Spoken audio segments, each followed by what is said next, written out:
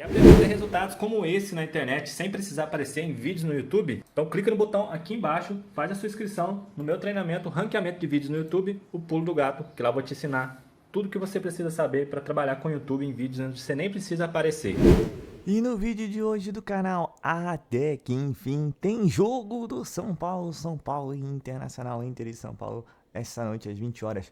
Tudo sobre o jogão, provável escalação, análise, opinião e muito mais no vídeo de hoje do canal. Então vão perder tempo não e bora pro vídeo. O jogo é que teremos o trio, é isso? Trio escalado, Luciano, Lucas e Caleri?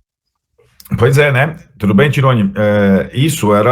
Essa era a pedra cantada, né? Na última partida contra o Cruzeiro, Luciano suspenso, fora, né?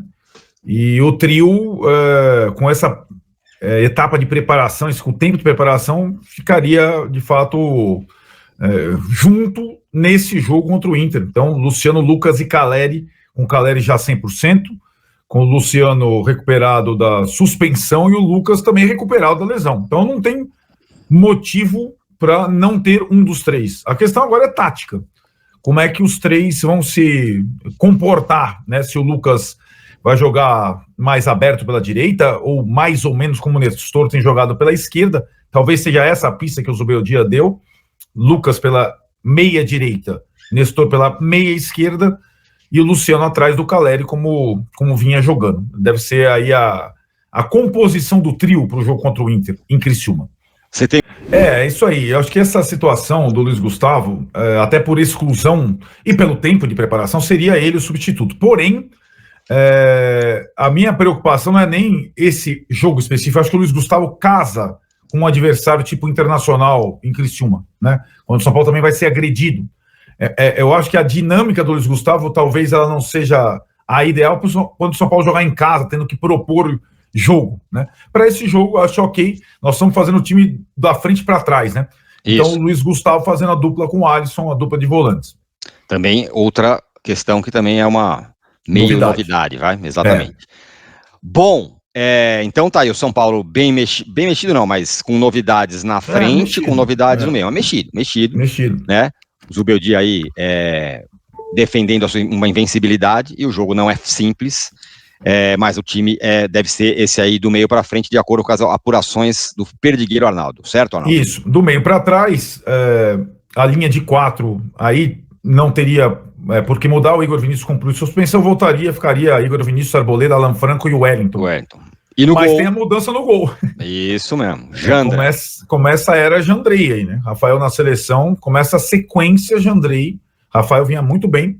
Então tem mudança em todos os setores, né? Se você for ver, né, Tironi? Não é uma... assim, nós estamos praticamente escalando o time e a gente nunca teve essa convicção na era Zubeldia, mas está mais fácil acertar o time por exclusão e também por disponibilidade, já que os únicos contundidos, entregues ao departamento médico, hoje só são 2, o Rafinha e o Pablo. Então, talvez a gente esteja mais próximo de acertar o time dessa vez. Pois é, de qualquer forma, é um time bastante não, é um pouco diferente do que vinha jogando aí, lembrando, né, tá defendendo uma invencibilidade. Dê o seu palpite aí na KTO, usando esse QR Code que tá na tela, usando o link que tá na descrição, e o cupom TRICOLOR, para você ter 20% de bônus no seu primeiro depósito. A KTO é nossa parceira aqui.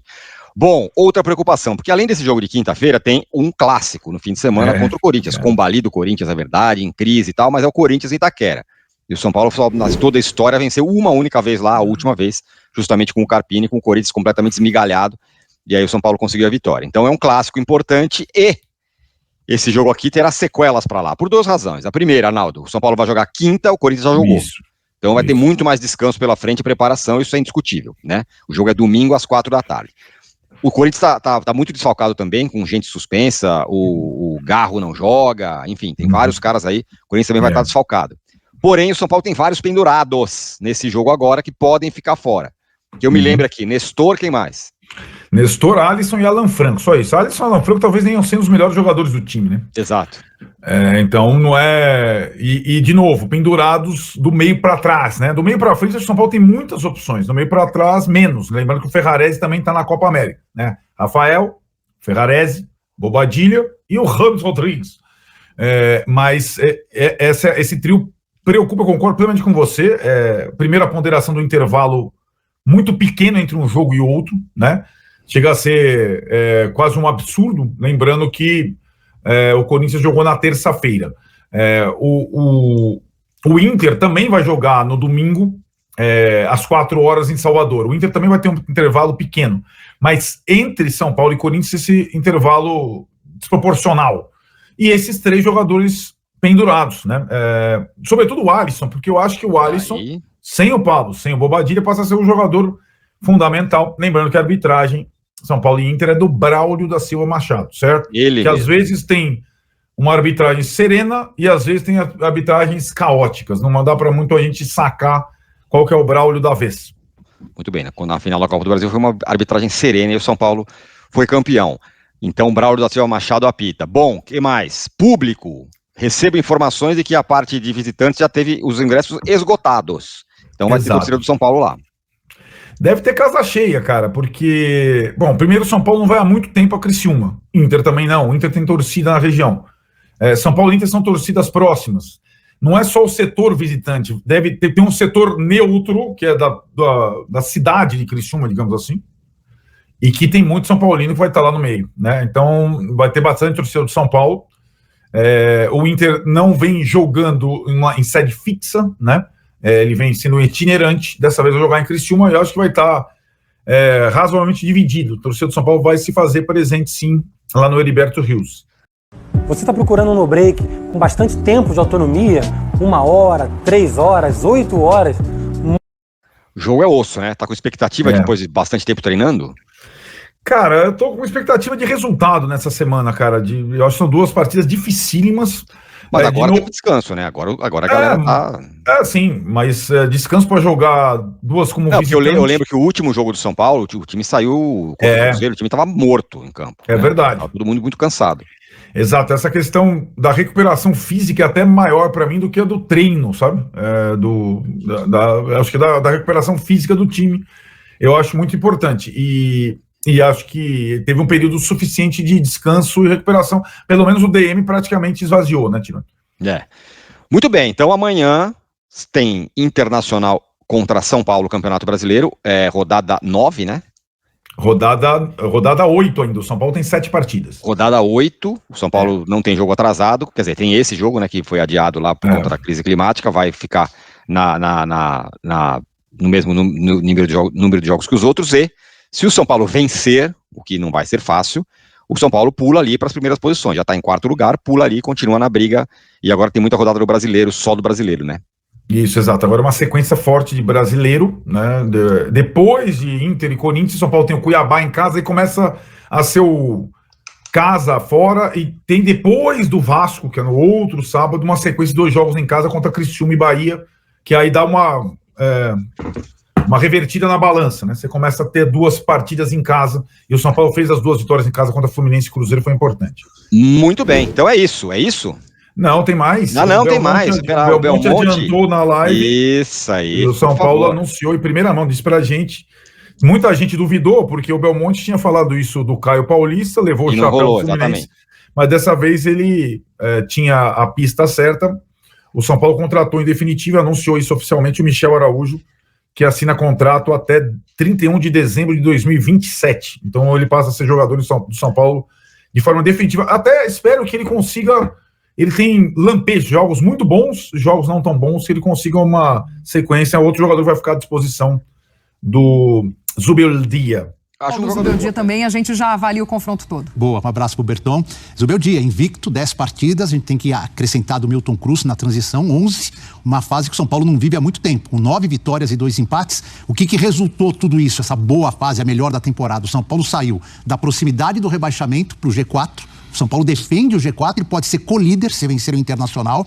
O São Paulo está classificado na Libertadores com vantagem contra o Nacional do Uruguai, conseguiu ser primeiro do seu grupo e também está aguardando o seu adversário na Copa do Brasil. Então, uma mudança daquele São Paulo em que havia, depois da conquista da Supercopa, uma desconfiança de qual seria o ano do São Paulo. Seria um ano que continuaria bom devido à conquista da Supercopa ou não.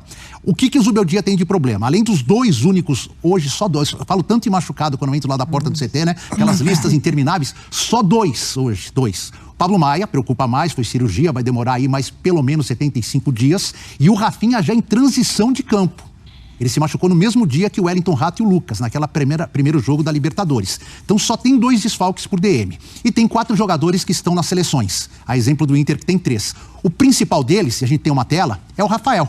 Porque o Rafael, desde que estreou com a camisa do São Paulo, em 2023, o Rafael o São Paulo jogou 100 partidas, o Rafael jogou 91, mais de 90%.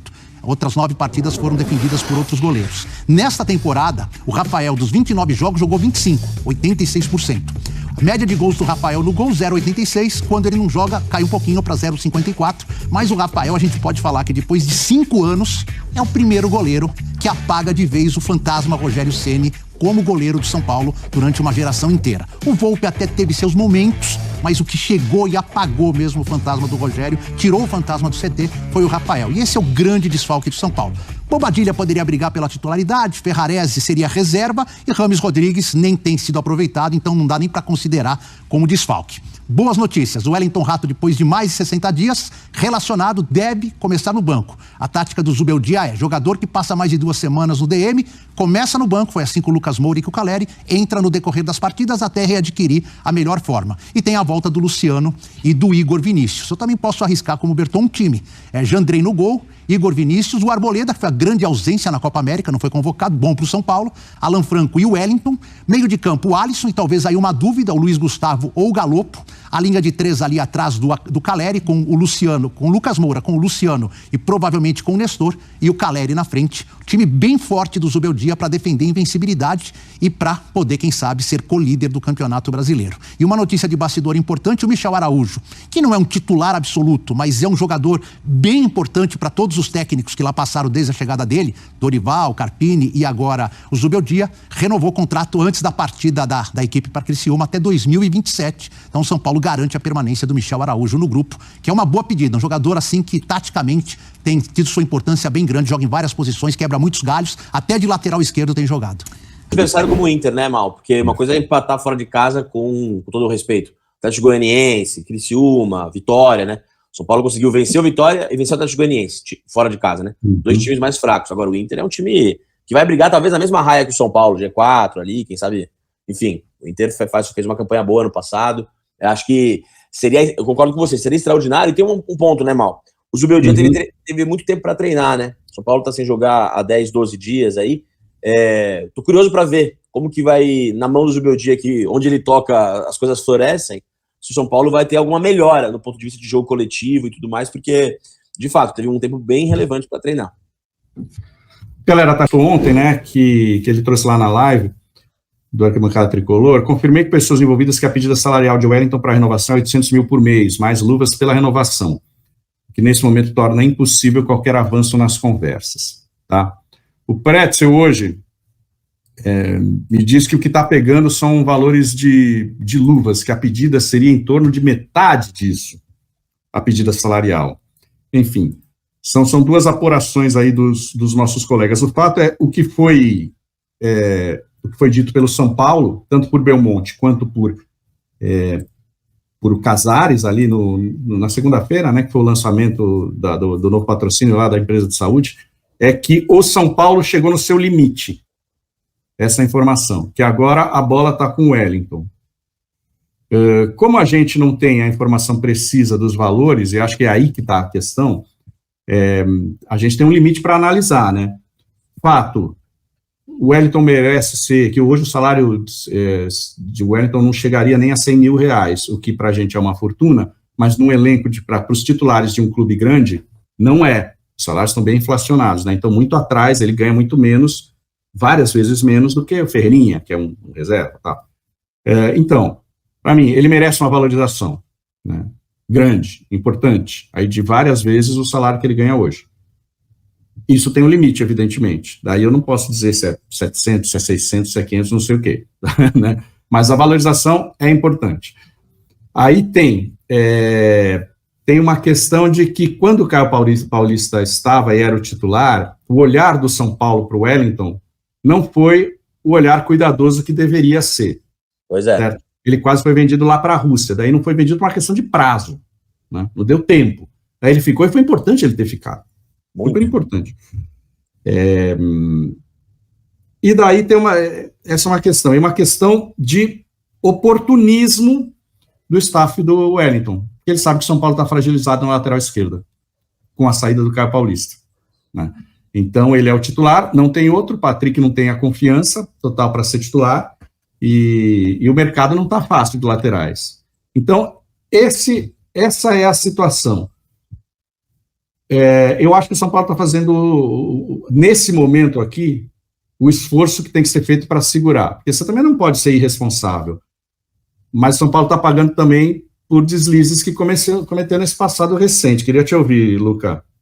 Eu acho que tem que falar vários aspectos dessa história toda. É uma prática do São Paulo a má condução de processos de renovação de valores da base do São Paulo. O Wellington é só mais um exemplo, mas a gente pode citar Militão, Luizão, Marquinhos e agora o Wellington. O São Paulo é distraído na forma de conduzir e amarrar seus contratos com bons valores. Esse é um ponto. Então, o São Paulo perdeu o Wellington, é culpa do São Paulo. E essa narrativa, eu concordo que agora é um oportunismo do staff do Wellington. Parece que o empresário dele é uma pessoa difícil, dura na queda, mas nada disso estaria acontecendo se o São Paulo avaliasse o Wellington como deveria ter avaliado. O Wellington estreou pelo São Paulo em 2021, naquele campeonato horroroso do Diniz no final, contra o Flamengo. Ele foi titular contra o Flamengo no último jogo do Brasileiro, com o Visoli. E ele jogou bem aquele jogo, o São Paulo venceu por 2-0. Já vão fazer 3 anos que ele joga, quase 4 que ele joga bem pelo São Paulo. Pode achar que é pior que aquele, né? E fala 5 melhores laterais esquerdos que ele. Não tem 5 laterais esquerdos melhores do que o Wellington. Eu acho que até o número é esse, viu, Luca? Vamos falar aqui no Brasil. Vai, Piquerez, o Vina, Ayrton Lucas, Guilherme Arana. Olha, cara, eu não acho o Ayrton Lucas melhor do que o Wellington. Eu não acho, mesmo. Acho o Ayrton Lucas bom jogador, acho que é o mesmo nível do Wellington. Sim, pô, se o Ayrton Lucas é São Paulo ia melhorar pra cacete. Tenho minhas dúvidas fortes, assim. Só estou citando esses porque não é muito mais do que esses. Não é? É entre 4 e 5, tal, que seriam melhores. Depois o Wellington está no mesmo nível. O nível bom. O nível que acho que justifica o cara permanecer. E tem uma coisa, Mal, ele joga todo o jogo, meu. Joga todo o jogo, 90 minutos, corre o jogo inteiro. Ele saiu, vamos lembrar, contra o Água Santa lá, que ele ficou jogando com o tornozelo rachado, para não deixar o time com um a menos. É um menino decente, joga com dignidade pelo São Paulo, numa posição escassa, e foi visto com desdém com o Caio Paulista, né? Que se mostrou depois pouco apegado ao São Paulo. Então, assim, um erro não justifica o outro. Eu acho que, assim, o valor que você falou, você fez um parênteses importante. R$80 mil é uma fortuna. Uma fortuna. R$80 mil é salário de executivo de multinacional. O futebol tem cifras absolutamente absurdas. Absurdas. Isto posto, diante da coisa inflacionada que tem, cara, você vai conseguir pagar, se for esse valor de R$800 mil, você vai conseguir trazer um jogador, um lateral esquerdo, por R$800 mil que renda mais que o Wellington? Alguém consegue garantir isso? Eu não consigo. Eu não consigo garantir. Então, assim, entre perder um titular que entrega, que está disponível, que é saudável, que é jovem, que tem potencial de venda, por R$800 mil, eu não sei os detalhes da negociação, sei que o São Paulo errou na avaliação do Wellington, errou de novo por desdenhar dele, não costurou bem o contrato e agora está jogando nas costas do empresário, que também deve ser uma pessoa difícil. Eu acho que... meu amigo, chegou o bendito dia, depois de, sei lá, mais de uma semana, 10 dias sem jogo, o São Paulo volta a campo para um confronto encardido contra a melhor defesa do brasileiro, que é o Internacional. E o São Paulo que é a melhor defesa da Libertadores, né? Então vai ser um jogo fácil, não tô na expectativa de muitos gols, né? Até por esses 2 detalhes que eu acabei de falar anteriormente. Mas São Paulo vai lá e vamos ver se vai conseguir manter a invencibilidade. É um jogo bem difícil mesmo. O Inter também tá brigando pelas mesmas, né, ideias que o São Paulo, acho que é no mesmo pelotão, né? Aí no Brasil, a nível do Brasil, ficar em G4 e tudo mais. Mas vamos ver, quem sabe, né? Como eu sempre digo, né? Se você continuar numa boa atuada, tudo pode acontecer. O São Paulo vai com praticamente o elenco todo, exceto o Pablo Maia e Rafinha, que estão no departamento médico. E claro, as exceções já conhecidas de seleções, né? O Badiga jogando no Paraguai, Ferrarese na Venezuela, Rames Rodrigues na Colômbia e o Rafael no Brasil. Né? Acho que desses aí, o Rafael que faz mais falta e o Bobadilha também pela falta do Pablo Maia. E já que não tem Pablo Maia, vamos lá pela provável escalação, que o próprio Eduardo Afonso falou, né? Jandrei, Igor Vinícius, Arboleda e Alan Franco. O Arboleda é um grande reforço, né? E não foi convocado para a seleção equatoriana. O Wellington, Luiz Gustavo, Alisson e Nestor. Luciano, Caleri e Lucas, esse triozão aí que é o grande ponto de discussão, né? Será que vai dar liga ou não vai dar? Teste que tem que ser feito no momento certo, acho eu, né? Um time que não é um Vitória, que não é um Atlético Goianiense, é um Internacional. Então, vamos ficar de jogo aí pra esse dará certo esse esquema, essa ideia do Zubeldia. Lembrando que o Luciano e o Vinícius voltam de suspensão. Então, São Paulo aí com bastante opções. E no banco você tem muitas opções, né? Você tem Galupo, você tem Luiz Gustavo, você tem a volta do corta para a esquerda, que é gol, que é o nosso querido Wellington Rato, em André Silva. Então, assim, São Paulo tem opções também para poder mudar o jogo no segundo tempo. Falando ainda de São Paulo anunciou a compra do Michel Araújo, né? Contrato até dezembro de 2027, um bom reforço.